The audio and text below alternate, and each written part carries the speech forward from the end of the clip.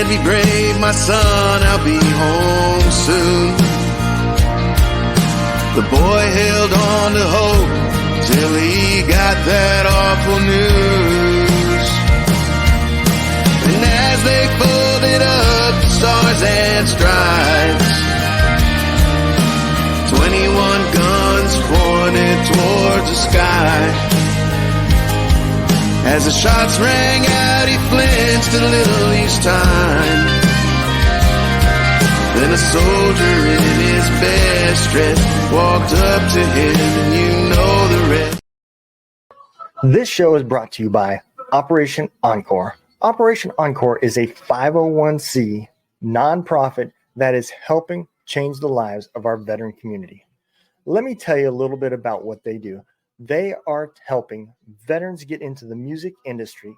They're helping them learn the business, get songs recorded, and not only that, making dreams happen. You know, most of these veterans have got the idea of becoming a musician way before they went into the military. And Operation Encore is filling that gap from while they served in the military and helping them change their lives and live out those dreams.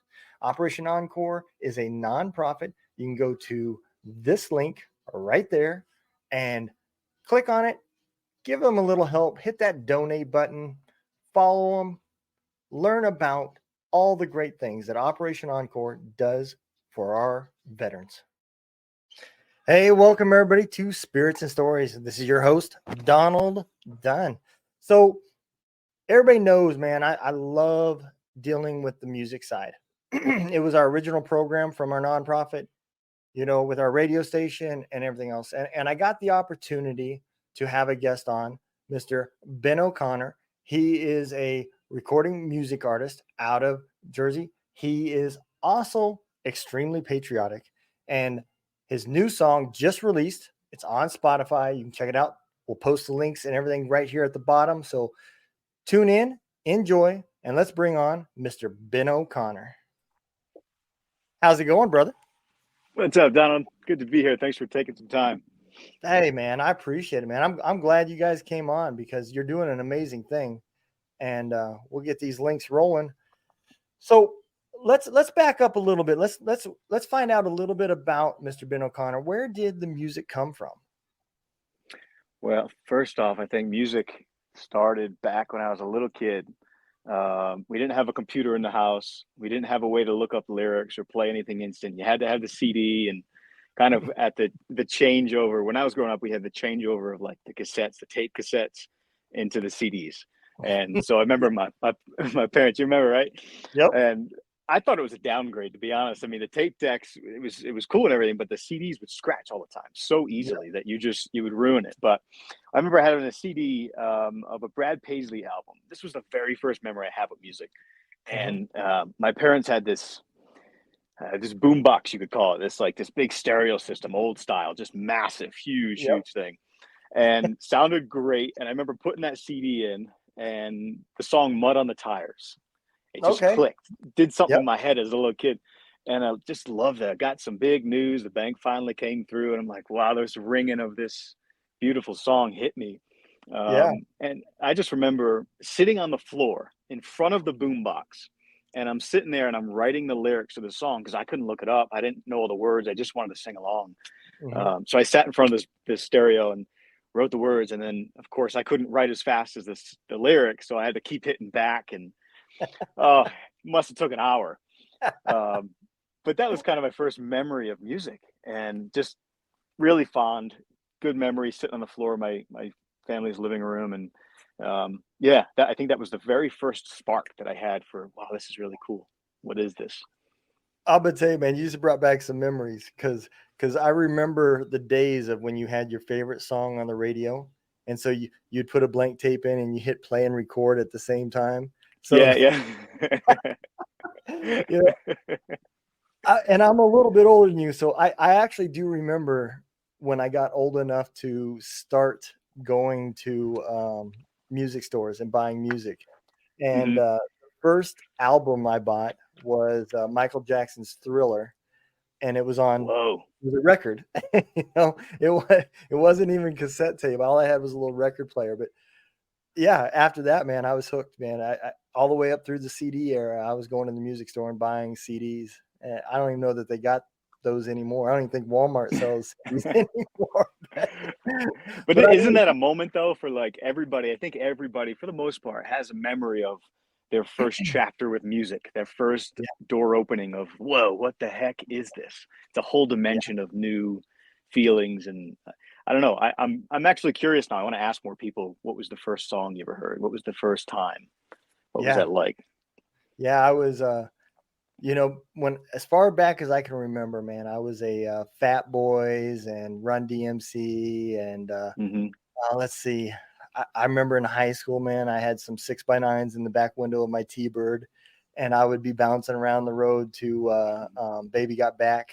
I mean, that's what I grew up with, back before Ice-T was a cop, Now, back when he was the OG on the other side, I was listening to his stuff. But yeah, man, I enjoyed it, man. And I had a great time. And my family, my mom and my dad was the exact opposite. They were extremely old country, Okay.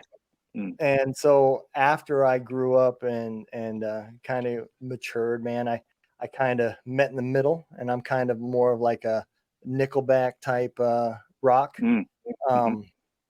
But yeah, absolutely, man. I love music, and I remember those old days. And so one of the projects with our nonprofit, I had to do it on our Roku channel. We've got a section called MMTV. It's military music television, and it's old school, just like MTV, except it's all music videos from veteran artists. So, and I love it. I miss those days, man. I miss those days where you could go to MTV and it was music video after music video after music video, and all that's gone now, man. But now I'm probably so old I'd be yelling, "Turn it down!" But that's all right. Yeah. So I kind of want to dig into a little bit of your past too, man. You've done a lot of things from wrestling to baseball to fishing. So it seemed kind of like in your bio, the first thing that I noticed was after the fishing stage was when you said, "I'm going to do music." What was that deciding factor? Where was that said, you know what? I'm done working for the man. I'm tired of him keeping me down. I'm going to jam. Where did that come from? I think it came from, I definitely haven't tried everything, but I've tried so many different jobs that I think I did like a trial and error type thing. And I just spent so many years right out of high school. I didn't go to college. So right out of high school, I just went to work and tried a bunch of different things, from construction to landscaping to running my own businesses. And I think I found like everything from hospitality to selling Chevrolets. I mean, I've tried so many things. And I felt like when I got to the fishing stage, I knew I loved being on the water, but I got to the point where I was like, I think I've tried enough to realize I hate everything. I just can't stand everything. And the only thing that makes me really feel alive and really, I don't know, makes me enjoy what I do is music. It's the one time I'm feeling truly alive. So I think it was like, the end of that season, I'm like, this is it. I'm miserable doing everything when I'm not doing music. So, I think that was, I want to say 2015, if I'm not mistaken. I think it was 2015. And the fishing season ended, and I'm just like, you know what? Let's just go all in. You can do this where you're working a full-time job, but honestly, a dream is best served diving in the deep end and going for it. I completely agree. I do. And I'm a firm believer also that once you find your path, right, the Lord's going to keep you driving until he puts you back on that path. Because, as we grow up, we all wander and do the things that we're going to do. But once you get on the path that you were meant to do, you find that inner peace. And I was going through your bio, and you could tell that because you was succeeding at working for GM. I mean, you were doing amazing things. You broke some records as far as the most sales and stuff that happened. you know, There was a car that came out. It was a Buick Verano. I don't mean to interrupt. This is a funny, quick story. This car comes out, and I'm like, man, they put a lease program on this car, and it was like, I think it was like $150 a month. I'm like, people pay more for their subscriptions for Netflix and Amazon and all these little TV things. I'm like, you uh, can have a car for less than your subscriptions. And I just remember getting on the phone and calling everybody. I'm like, I'm not just trying to be a sales guy here, but I'm like, I actually want to hook my friends up, but this is actually a killer deal. So I just remember calling, and my brother bought one, my mom got one, my couple of my friends were like, sign me up. So I just remember, like, it was fun. It was just 80, 90, sometimes 100-hour work weeks. It was just yeah, chaos. So got out of that. But yeah, yeah. that was that. That's all. But yeah, I mean, you seen that success. You could have been like, I'm waiting for the next deal. I'm going to do it again. But you still end up traveling to the path that you're on now, and now you've got your own music group. You got a manager. I mean, your wife's active in it. You're touring. I mean, man, you're there, brother. It's America.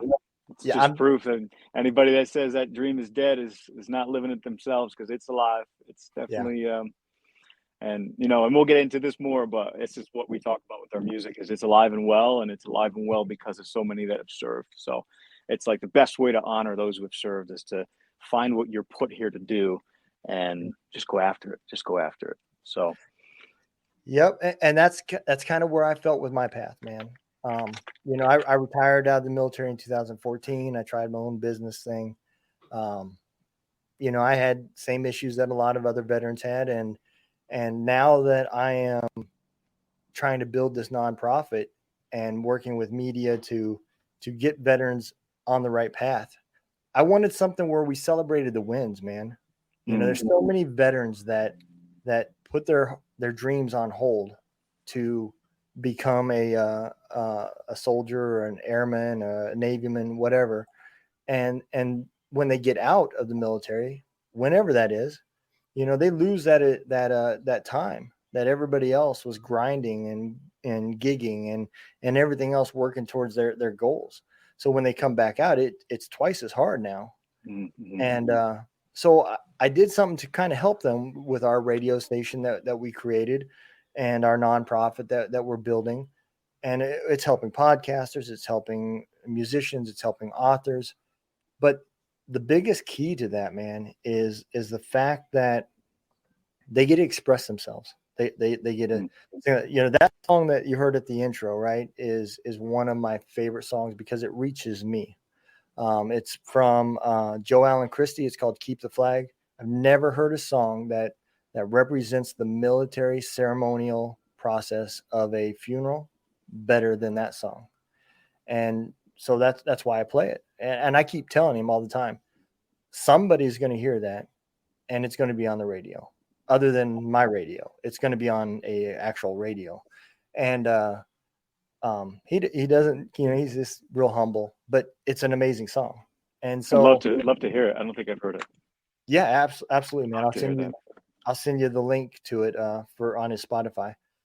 But yeah, and at the end of the day, man, it's music that comes from the heart, and you get people that haven't served, you get first responders that are passionate about it. Where did your time for patriotism come from? Was it something instilled? Did you have a family member serve, or was it something instilled as a youngin'? Or I think our parents have always, my mom and dad were always just good Americans. They went to work, they're hardworking people. They always instilled in us just principled values of being there for each other, and family comes first, and chase after your dreams, and all the values that we kind of learned of be honest and be kind to your neighbors, and all these things are just American values.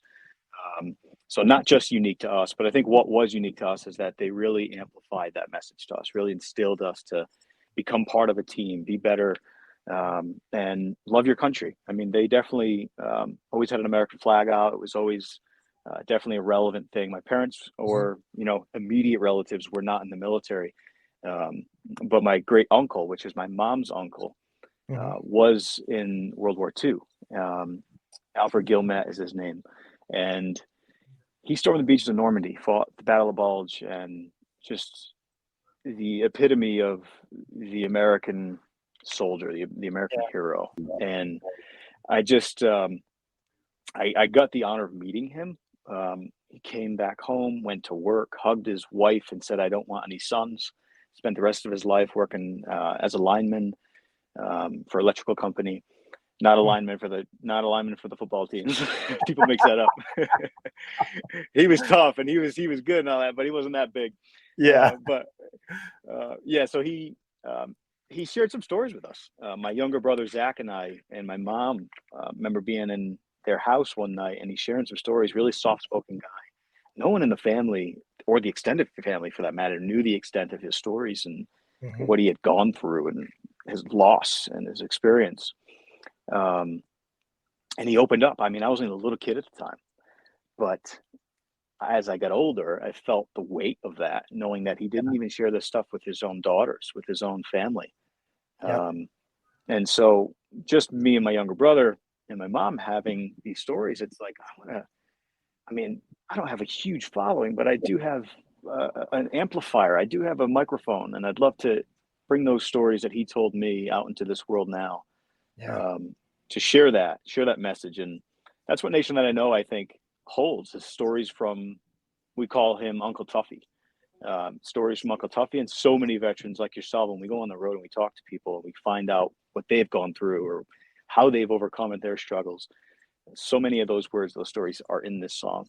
I think back to your main question of where this all came from, just having good parents. I think having good parents, instilling good values, celebrating America, having a banging 4th of July party every year. That's always a good thing to do. But really, after 9/11, Toby Keith came out with a song. He did. Courtesy the red, white, and blue. And I remember that was the first time collectively me and my brothers could be in the Suburban coming home from church. We could all say a swear word at the same time and not get in trouble. And at the end of that song where he says, "We'll put a boot in your ass," it's the America way. And I just remember, I'm like, what a fond memory. We'd all like turn it up at that point and scream it. I think just little things like that sort of added up. And then I've always had a kind of a pull to our veterans, those who serve.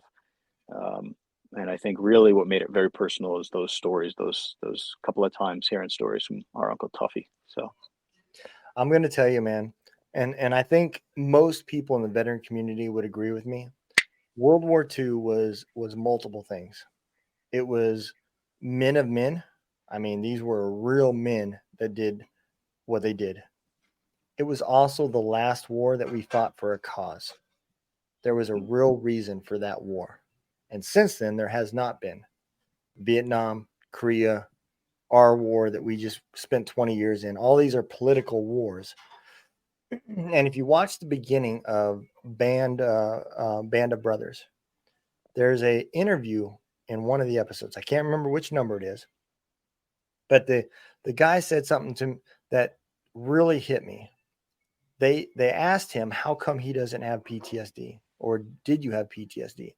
And he said, anybody that fought in this war did not have PTSD. He said, yeah, we came home, we had some bad dreams, but they went away. And they said, well, how come the veterans of today have so much PTSD? And he said, because we fought for a real reason. There hasn't been a reason since then. The whole country was behind us.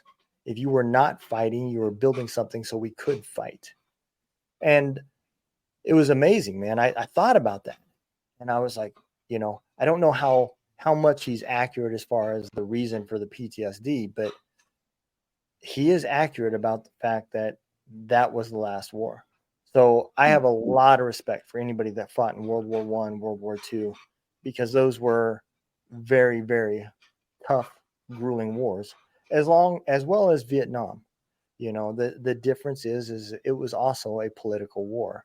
And again, much harder than our war. Vietnam was a very, very tough war. So I have kind of gotten to the point where I have separated myself from government versus veterans. I love all the veterans in the community. I do anything I can do to help any of them. And the reason for that is because I don't feel that we get a choice. We don't get a choice why we're fighting. We get told why we're fighting. And so, back then, to see the country behind you, you can tell what's right or wrong when you look at the people. Look at what happened to the Vietnam veterans when they came back. They were spit on, and everybody's like, well, why did the veterans of today talk so much about the situation and Vietnam didn't? Well, they didn't have a country to listen. They were told they're baby killers and everything else. We had a country that supported us,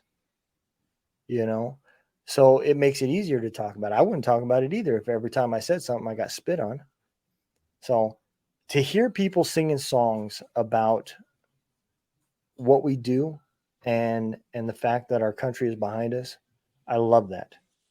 It's so important because in the past it's something that we have forgot. And I don't ever want to see us get to that point again. And you can see it after 9/11. We were so united. And you look at where we're at today, that has dwindled down. And so to hear songs like yourself, to hear songs, I got to listen to Toby Keith in Afghanistan. I guarantee you he didn't make any money because the USO doesn't pay shit, but he still came. And him, Kid Rock, they're very, very patriotic. So my hat's off to you, man, for the songs that you sing and the people that you reach, because it's extremely important to make sure that our kids and our youth are growing up and understanding what real patriotism is. You don't have to support a government to support the guys that are fighting for you. And I think that's a misconception that a lot of people have. Yeah, I think so too. I think the idea that you would say love America, it means you love everything under the sun about what may have been done under that flag. And I think maybe it's just my opinion, but I do think this is pretty common with a lot of people on both sides of the political aisle, Democrat or Republican, is that love for America is really love for an idea rather than the dirt. It's a love for the concept that we're all equal. It's a love for the concept that we're all free. We all have the opportunity. We all are in this together. We all should help each other out. It's this community. It's this idea, not less than it is of a government or any specific entity. And celebrating patriotism is celebrating that idea that we're all part of, that millions and millions of people around the world try to get to every single year. And in extension to that, the celebration of the people, including yourself, that have made this life possible. And regardless of the wars each veteran has been in, they signed up, they put a flag on their sleeve, and they said, I want to serve my country. And you don't exactly get to make a choice as a soldier which war you get entered into. So I hear you, and I definitely think that there's a lot of merit to that with the wars of purpose and all these other things. And I just think that when people look at the causes or the reasons for wars, that should never extend down to the soldiers. I agree. In the sense of Vietnam and everything from Afghanistan to any foreign war that's under that umbrella of a political war. Yeah. The blame should be on our congressmen, our senators, our representatives. That's where the finger pointing should be. Not on the people that signed up who was like, hey, I'm going to leave my family behind for a year while I go into a desert with 110-degree heat, wearing 80 pounds on my back. Like, that's not you don't go out looking for that. That's not something that you would do by choice. So you're right. Your choice was to put the flag on. And me as a singer who gets to travel this country and can follow the climates of where it gets warmer and not be in the cold, or follow this dream that we get to do. I mean, it's so easy compared to anything most of our veterans have gone through. It's just, if not all, it's just, there's no reason for complaint. And I think what happens too is there's this whole notion that we should all look at our problems and look at what we all go through as our individual problems, and not put that in perspective to say, hey, some kid in Africa doesn't have clean water, or somewhere in South America, or somewhere in the South Side of Chicago, they're not safe, whatever. Don't do that, because your problems are important. You should really, but here's the thing with that. I think by doing that, you lose the perspective. You lose that perspective of Well, you know what? You're part of less than 1% of the globe that gets to live within these borders. Yeah. Like the perspective is so important. And while your problems might be real, whether you're a veteran or a business owner or someone dealing with a heartbreak, whatever your issue is, it Yeah. is real. It definitely got to be dealt with. But when you put it in perspective and you think, well, I could be dealing with this right now, or I could be on a boat going across the English Channel, freezing cold, flapping down onto the beach with this boat with Nazi soldiers shooting at me and killing all my best friends that I just served with. Now I got to storm up and spend the next several years in this foreign country away from everybody I love. It's definitely, I think, important, at least for my life. I don't want to Yeah. speak for anybody else, to say to myself constantly in times of struggle or hardship to be like, you could be on that boat right now, Yeah. and or you could be in that Revolutionary War or that Civil War, or you look back to what this country's gone through, and right now, despite all the conflicts we might have, we got it really, really good, really, really good. I completely agree, man. And I honestly do believe we're just in a cycle.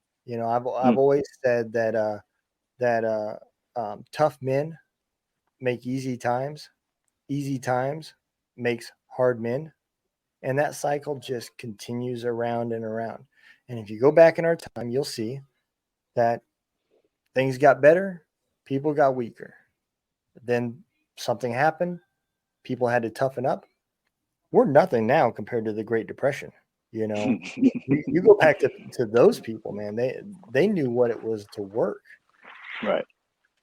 Well, I want to dig in a little bit to your new single, "Nation That I Know," and it doesn't matter whether you're veteran, not veteran. Writing songs is tough, man. And every time I interview somebody, I get one of two things: either that song came out in 15 minutes, you had an oha yaha idea, or you struggled on it and it took forever to get wrote. Where did that song come from? This song was, I mean, if you have an Apple iPhone, it was airdropped. If you have something else, it was Bluetooth. It was like somewhere else. It came from somewhere else. That's how it feels. Um, it came together very quickly. I don't know exactly how long. I don't know how fast it got completed. But I do know that the words as they came out, I remember writing them down and just feeling like, where are these words coming from? Yeah. And again, I think that comes from those really deep conversations and stories that we hear from veterans, and just different, all walks of life, and seeing the backgrounds of different people and hearing so many commonalities of stories from veterans and Yeah. perspectives from veterans. It made it easy to put this song together. It was just automatic. So yeah, I think it fell on the quicker side. Yeah. It's always one of two things, man. It's never. I apologize, man. My dogs have been going crazy today. That's But all right. I got one over here. She's running around. So if you see me looking off, it's to make sure she's not going too far. all right. But yeah, it's always one of two things. There's never a middle, like, well, it was kind of average. You never hear that. It was, Mm-hmm. I woke up in the middle of the night, had an idea, and I couldn't stop writing. Yep. Or I started this and man, I struggled and I ran into, and I had to talk to so-and-so. And, so I always love hearing those stories, because you have to understand where the song came from to understand where that person went to. And Mm-hmm. you even look at somebody like Jelly Roll. He may not have wrote some of his songs, but they are songs about him and the things that he went through. And so I think it's important. I think it's important that everybody tells their story, because it doesn't matter what you did. We all have that. We have a story. But I think it's also extremely important that we're documenting our war right now, and that's the main reason why I created everything that we created, because I want all the soldiers out there to document what happened to them. I don't know, and nobody else knows what they're going to teach in the history books 40 years from now. It could be the right stuff, it could be the wrong stuff. But at the end of the day, as long as it's on the internet or as long as it's on the radio waves, people can find things and hear things from people that have been there. And that is extended to people that haven't been there, but are working and talking with veterans every day, like yourself, because you hear those stories. Just like you said, they're impacting you and they're impacting the songs that are coming out. So again, I think you're doing the same work that I'm doing. You're documenting the way people feel. And with 9/11, man, there was such a united across the front. You know, for the first time in a long time, people knew their neighbors' names, Mhm. and it was amazing. And one day we'll be back there, but at the end of the day, you are continuing that on right now, singing songs like "Nation That I Know." So I appreciate what you're doing, man. That's amazing. Thank you. And Thank you. Yeah. and I know you're also you're either in Vegas or you're heading to Vegas. Which is it right now? We are in Arizona right now. And Arizona. I just wanted to say too that we are originally from New England. So I think you had mentioned Jersey in the beginning, and so all my Red Sox friends would be so upset if they say, "What do you mean? He said you're from Jersey." So I gotta just say that we're from about an hour south of Boston. Okay. But Donald, where are you from? So originally I am from Nebraska. I retired out of Georgia, and I am currently living in Missouri taking care of my mom. So my wife and kids are still in Georgia, and I'm here in Missouri.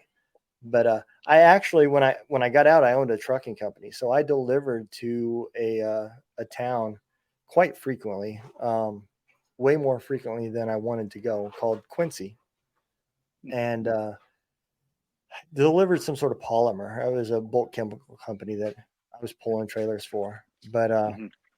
man, y'all up there live completely different. I am not gonna lie. Does nobody have driveways up there? Because everybody parks on the side of the street. Quincy, Massachusetts, right? Is that what you're talking? Yep. Yeah, Yeah. it's crazy. I love where I'm from. I do love where I was born and raised. Newport, Rhode Island, Middletown, Rhode Island, little place south of Boston, by the Mhm. sea, a lot of sailboats. But I will say, since moving mostly to the southern states, we spent a lot of time in Texas, spent a lot of time in Florida. We have fallen in love with the southern way of life. We've fallen in love with the western way of life, and not to say that we still don't love our hometown. We do, but I think the Northeast is stuck in a much faster cycle of life. Yeah, that's Absolutely. just it's part of it, you know. And I think to come home and be in a place now in Arizona where you can see behind me, you got trees around you. You get that in Rhode Island and Mass for sure. But I mean, you drive out the driveway and you just see dozens and dozens, maybe hundreds of miles in all directions, and I think it does something to you when your eyes start to see, whether it be the ocean or big landscapes. Um, it slows you down. It Yeah. humbles you a little bit. Like Yeah. you're this big. Don't take life too serious. Enjoy it. You're only going to be Yep. here a short time. So I think that's what I'm really loving about these Western states, the Yeah. Arizona, the Utah. Yeah, absolutely, man. My wife wouldn't even talk to me when she found out I was either going to New Jersey or Quincy. You know, we went to Rahway, New Jersey, quite a bit, and Hmm. man, I hated it. I Yeah. you know how many times I would be cussing because I'm like, I can't make this damn turn because somebody's parked right here, Well, and I'm how big of a truck? How big it of a was, truck did you have? I had there were 48-foot bulk chemical trailers, so it's a tank, 48 foot, Wow. and I had 265-inch wheelbase long nose Peterbilt. Oh So my going gosh. through Quincy to get to this, Oh, I can't remember the name of the company, man. I don't want to take that car through Quincy, so I don't know how you made it.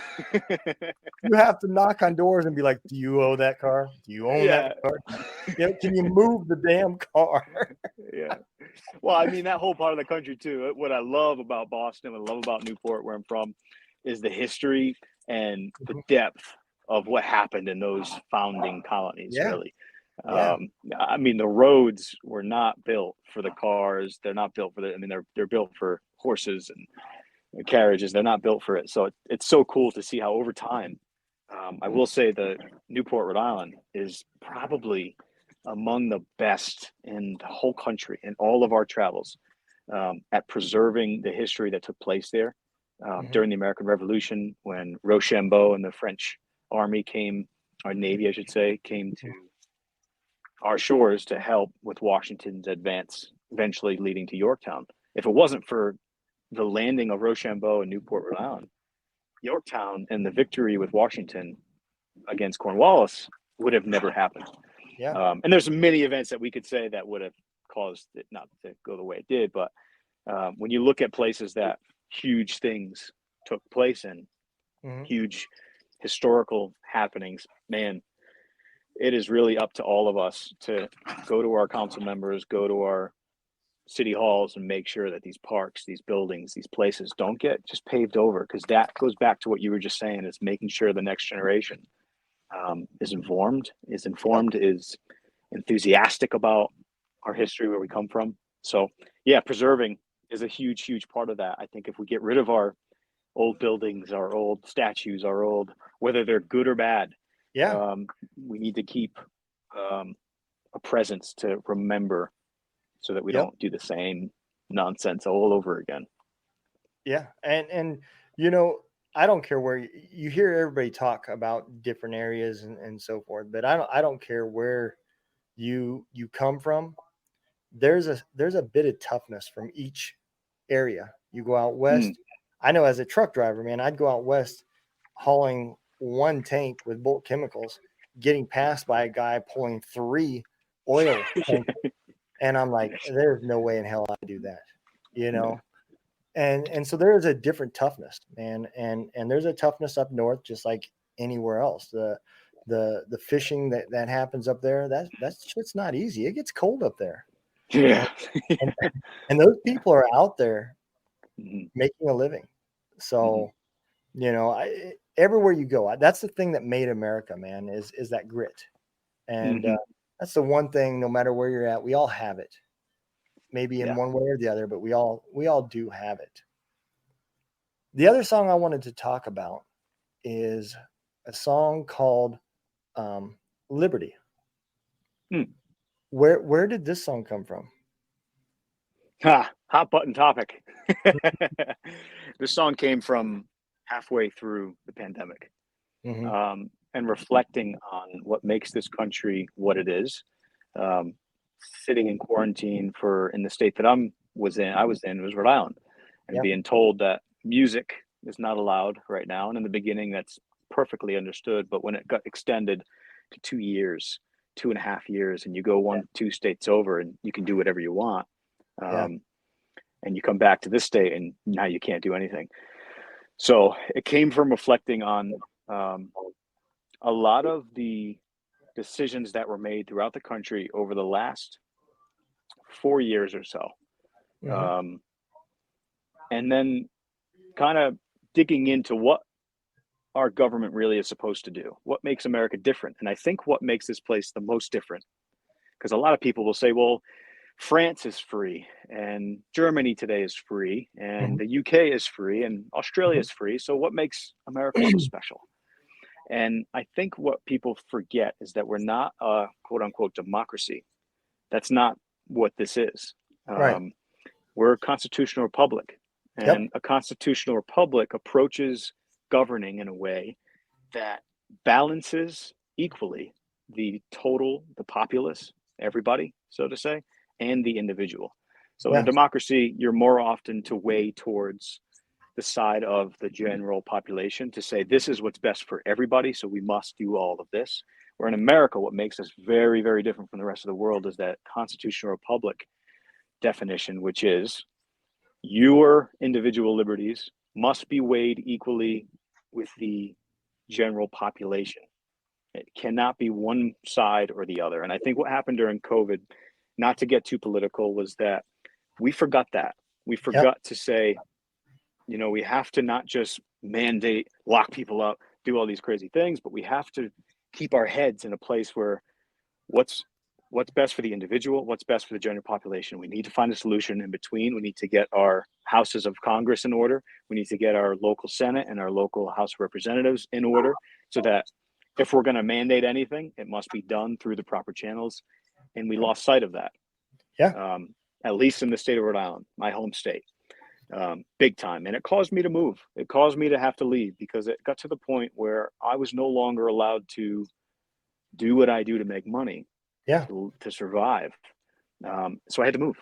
And it was beyond the point now. We're talking 2.5 years in after 2020. It got to the point where you could now do this in many Democrat states. This wasn't just Republican or Democrat. There was many Democrat states where I could simply move to. Like Colorado was one where they had some common sense laws, but opened things up, allowed business to start. So I think liberty really comes from this idea that we cannot ever lose sight of that one thing that makes us different than everywhere else is you and I have a God-given right of liberty.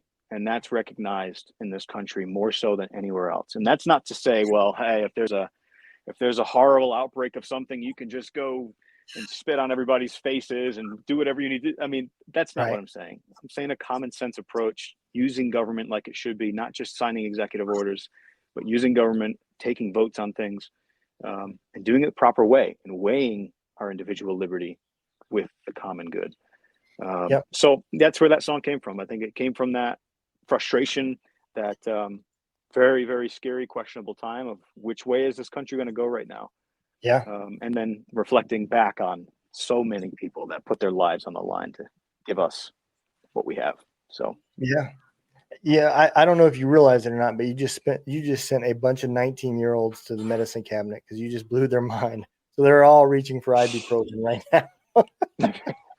I hope I didn't rant too long, but man, it's difficult because I do find that I was reflecting and saying, I'm going to have to completely stop music. I'm going to have to give this up. I'm going to have to go work another job for I don't know how long. And that might have been the reality if it got to the point where it was so bad, like a Great Depression scenario or a scenario where that was needed. No problem. We'll do it. We'll figure it out.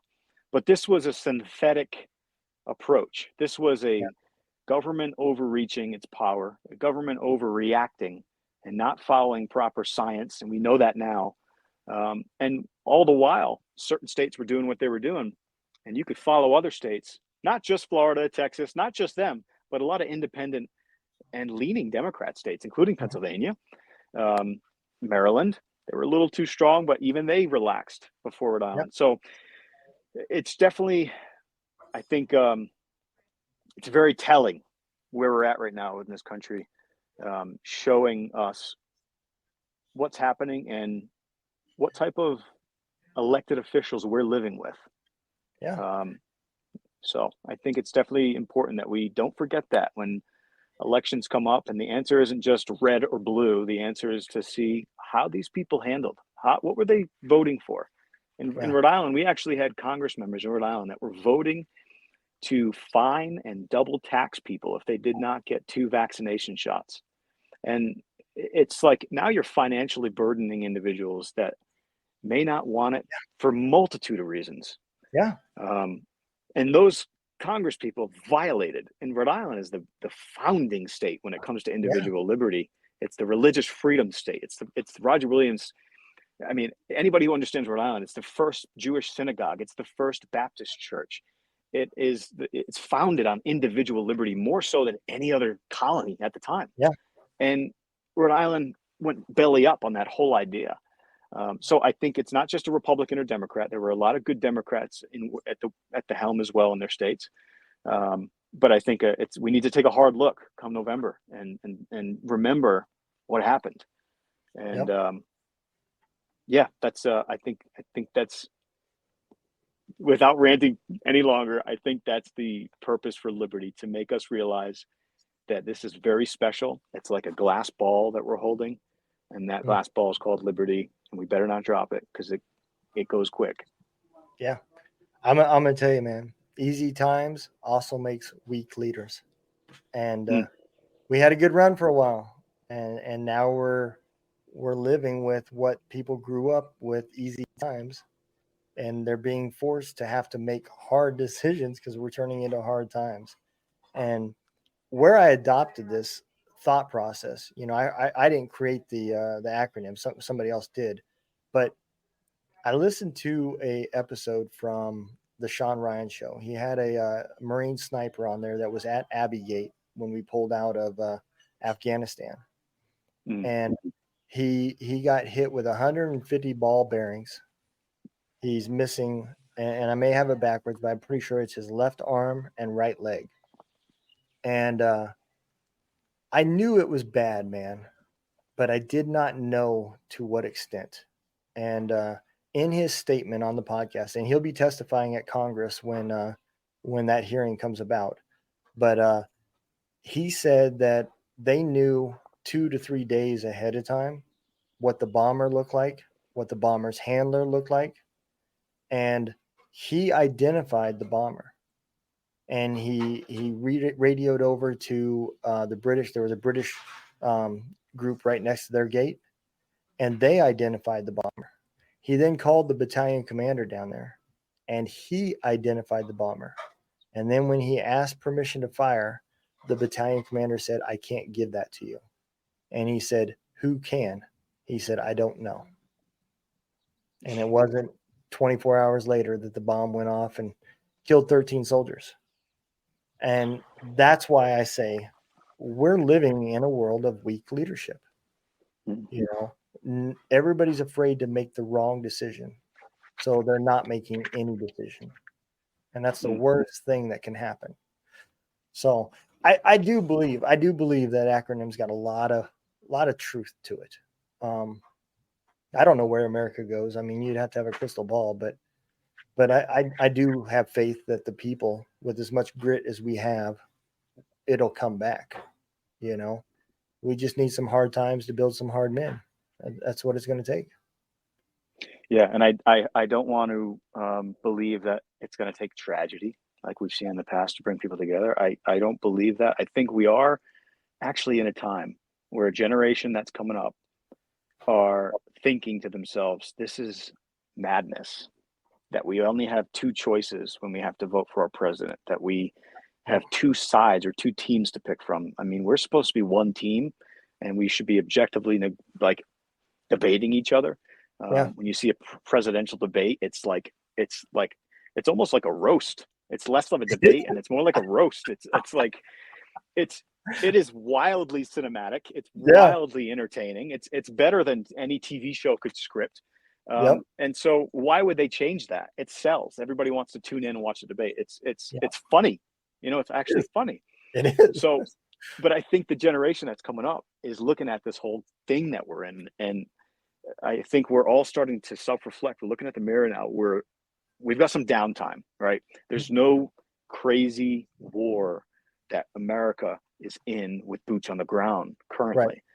Right. And I think because of that, we have a lot of people thinking like, what are we doing?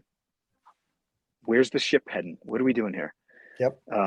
And I think despite all these news headlines and all these things that are happening, I really do believe at the municipal levels in each town, I think everything from school districting to who's on the boards on certain things, I think it's trending in the right direction. I think people are tired of the team thing. I think we all want this instant fix. I mean, we're on the Instagram Reels and TikTok, so we're used to this quick instant gratification. But I think what's happening is the change is happening, but it's from the bottom up. I think it's happening at the local levels, at the town levels. I do believe it's in the right direction. I definitely believe it's in the right direction. I think both sides bring a lot of good, and that's the thing. Yeah. I mean, I'm mostly independent on a lot of issues. Yeah. And I talk to a lot of friends. I've got friends far left, far right, and family on the left and family on the right. And I just openly converse with these people. I just want to know what they're believing. I don't need to tell you my beliefs. I just want to know why you believe what you believe. And it is fascinating when you do that and you start asking people. They're basically believing in the exact same thing. Both sides, they actually believe in the same thing. The merits are almost the same. It's just a little, it's just that there's like a little deviation, but in a proper discourse, when you remove ego and these two people can just sit down with no cameras and they just talk about it, man, talk about magic. I mean, you remove the theatrical side of it and just let people talk and let them get their ideas out and put them under scrutiny. Let bad ideas be shown and let good ideas be shown, but don't censor. Don't Yep. stop anybody from saying what they need to say. I really do believe, and I don't just think I'm head in the sand on this, but from the conversations that I've had, I think we are definitely in the right direction with a lot of things. But if you're watching the news every night, if you're on and you're checking out memes and you're looking at all the Armageddon stuff, you'll think I'm crazy. But Yeah. just take your head out of the phone, walk down the street, say hi to somebody at your grocery store, and their political affiliation won't matter to you. And it won't Yep. matter to them. You're just in front, you're talking. So we've got way more in common than we got in different. So I think we're not in a bad place. And I think right now is a perfect opportunity to inject some more patriotism right now. Because in a sense, we're idle. Our country's a little idle right now. We're starting to like, what are we doing next? Yep. We got a lot of factories and a lot of jobs coming back to America from the Trump administration to the Biden administration. They both want to bring jobs home. That's amazing. Yeah. I mean, get our veterans back to work, get our American factory workers that lost everything when jobs left, get those people back to work. Good things are happening. You just got to get out of the phone, get out of the news, and check out the real world. I think it's definitely in the right direction. You know, I'll be honest. I think 80% of America agrees with you. They take things from both sides, and they agree with this, they agree with that, you know, and they pull from both sides. It's that other 10% that's on the outer skirts. Because I'm going to personally tell you, I have never encountered somebody in person that is doing anything that the news talks about like it's happening every day. Yeah. You know, the whole transgender movement and all this other stuff that you hear about in the news every single day. I have never encountered anybody that approaches me hostile, screaming any sort of rights. I've never seen it on the streets. I've never seen it in the schools. I've never seen any of that stuff. Not saying it doesn't happen. I'm saying it's so small that without the media blowing it up, we'd never even talk about it. Mm. And so I do believe that 80% of the people believe, I believe the way you believe. You know, there's things I take from both sides. I'm a big Second Amendment guy. I don't believe that the Second Amendment needs to be fought at the federal level. This is something that the states can decide what they want to regulate, how they want to regulate. We got bigger problems than to worry about, you know, whether I can have my guns without doing some sort of other background check. Do I want any kind of? No, I mean, I'm a big gun guy. I can't even count how many guns I got. But I also want to know, why are we giving billions of dollars overseas when we got veterans and mothers with children homeless? You know, why are we not taking care of that? Not saying there's not a reason. I'm just saying, you know, my show ain't so big that I can talk to anybody that knows, but I would love to have an answer about it.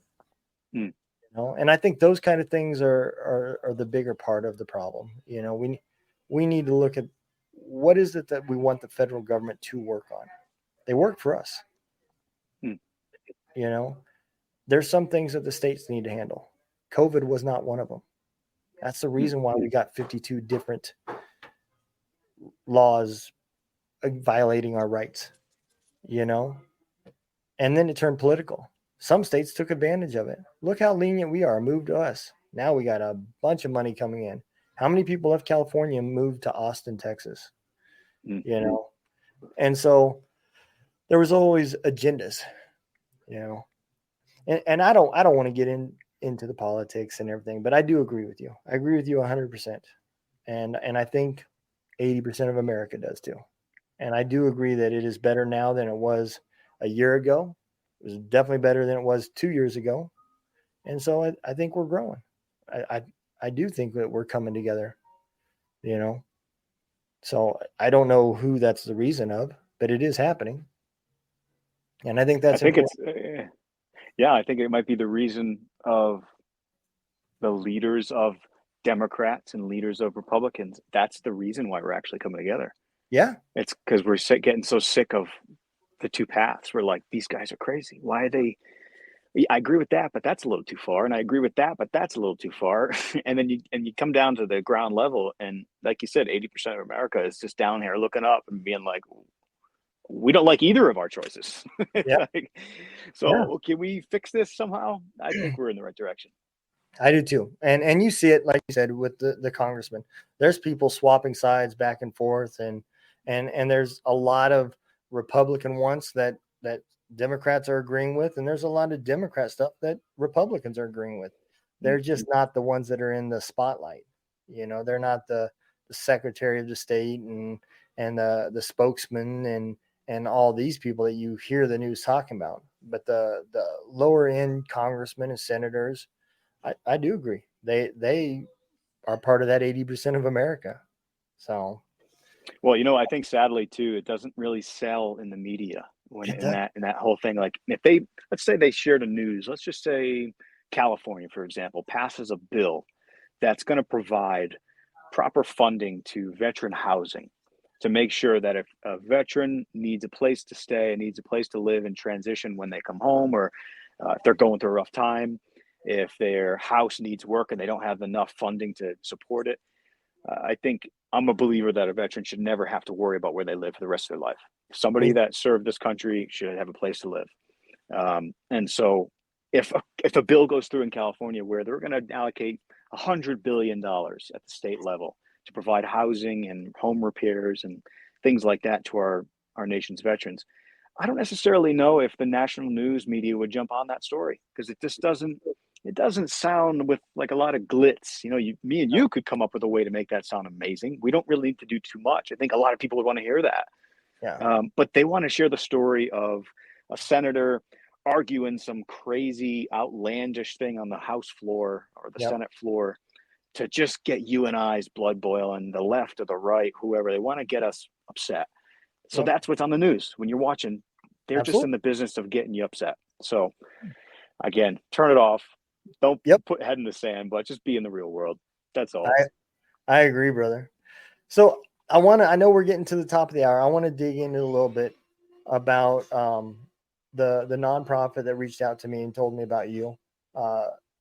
Unimamerica.org, right? How did this partnership is this part of your nonprofit, or did they invite you in and this is a joint partnership with this tour? So the Unum America is just the title of our tour.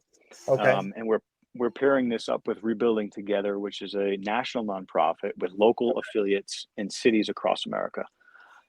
Now, Unum stands for, it means one in Latin. So Unum is part of our country's motto, E pluribus unum, out of many one. And so we felt like we wanted to do a tour for our nation's veterans. We wanted to do a tour that brought people together in the midst of this divisive time we're in, for a reason that I think a lot of people could get behind. Something that I've always felt passionate about, something that could get people excited. And like we said, let's not wait for a tragedy to come together. Let's look into the people that we can pay our respects to, give our thanks to, and let's celebrate them. And let's come together. So Unum is one. And Rebuilding Together is an amazing organization that essentially does what I believe our government should be doing for all veterans, which is providing safe place to live. So this nonprofit goes out and takes, let's just say, a leaky roof in a veteran's home, and they go in and they fix it completely free to that veteran. Now, they do get government funding, so a lot of local governments in different cities are supporting this mission. And so we're working right now with Las Vegas. That national affiliate has these local locations. And Las Vegas and Austin are our two first tour stops. What's great about this is that we're not donating to some huge national thing. We're donating to the cities that we visit. So if we're doing a show in Nevada, then Nevada and veterans in Nevada are going to be directly benefited by that show. Austin, veterans right in Austin will be directly benefited. So Las Vegas, Bob Cleveland is in charge of that affiliate, and Jesse's in charge of the Austin affiliate, Jesse Porter. These two guys, as soon as we presented them with this tour that we're doing, these shows, they jumped right on and they're like, sign us up. This is amazing. We'd love to help get the word out. So just really, really, really good people. So if any of your listeners are in these two cities, April 12th in Vegas, April 20, in Austin. Half our tickets are going to be donated, half of them to each of those local affiliates. And then every donation that we take in the night of goes 100% to the local affiliate. So that is awesome.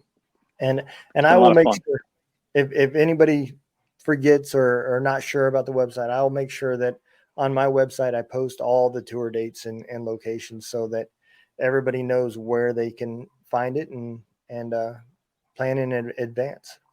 So, brother, I'm gonna tell you, man, I've had an amazing time. You're a true American, and I appreciate that. I'm gonna bring you forward and give you the opportunity to tell everybody where they can go. I know I've had a few of the websites and your Spotify stuff going down at the bottom, but tell everybody a little bit about where they can find you and where they can purchase some music and be a part of this movement that you're on. Sure. Well, thank you for having me. And the best way to kind of tie into all this is just go to our website, benoconnormusic.com. O'Connor, OCONNOR. A lot of people do the ER, but go to benoconnormusic.com. That'll link you into our tour dates. That'll link you into everything that we're working on. Yeah, I think that's what we're working on right now, is getting those 2 tour stops off the ground. And Donald, thank you for your service. Thanks for serving this country and making dreams like this come to life. So appreciate everything you do, and thanks for taking the time today. I appreciate it, brother. I do. I'm gonna go ahead and put you in the green room. Throw my exit video up, brother. I appreciate you coming on, man. I had a great time, and I'm looking forward to covering some more of the stuff that you're doing, man. So always keep me informed. You're more than welcome to come back on anytime. Anything you got new that's coming on, you need publicized, let me know. It'll go on the radio. It'll go on our Roku channel, wherever I can help people find people like you. Amazing. Thank you, Donald. Appreciate it. No issue, brother. I'll be with you in 1 second. Man, oh man, let me tell y'all something, man. That was an amazing conversation. And it always warms my heart to know that at the end of the day, there's still people out there that are about America, about the veterans, about the people, their neighbors. And it's extremely important that's what we focus on. And remember that we're all here. We're a nation of fighting. We fought to get to where we are. And that's exactly the mentality that we need to have. We're all humans and we all have different beliefs, but that doesn't mean that we can't get along and have a great time. I want all of y'all to go to Spotify. All right. Ben OConnor. You can also search his new song called Nation That I Know, and you can find it there on Spotify. I have listened to as well. I'll also post the links down at the bottom to make sure that you guys go and check it out and listen, because it is an amazing song. I've listened to it 3 times before the podcast even started. So I absolutely love it. And I know you guys will too. Remember, at the end of the day, don't let the day kick your ass. Kick its ass. Y'all take care. We'll see you next week. Be safe. Love y'all.